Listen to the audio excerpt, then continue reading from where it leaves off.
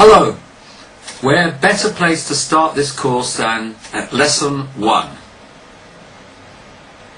Lesson 1 you're going to be thrown in at the deep end because we're going to start with auxiliary verbs. There are 3 categories of verbs in the English language. The first category is auxiliary verbs, the second modal auxiliary verbs, and the third category are full verbs. There are just 3 auxiliary verbs: do, be, and have. Auxiliary verbs are used to make tenses and to create forms in the shape of questions and negatives.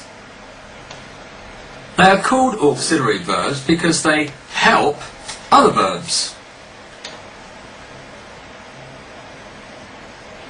Modal auxiliary verbs are words like can, will, must, should, etc.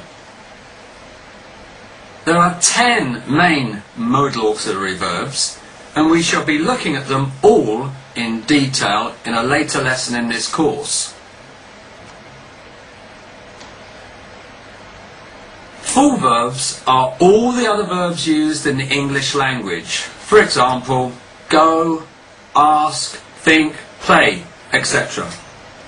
They are used to make tenses and to create forms in the shape of questions and negatives. Remember, the auxiliary verbs do, be, and have can also be used as full verbs. For example, she does yoga on Saturdays. He is a teacher. They have a lot of money. Now let's have a look at auxiliary verbs and their relation to the tenses.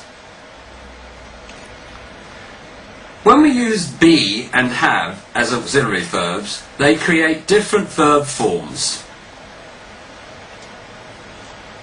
The verb to be plus the main verb plus ing is used to make the continuous form of a verb.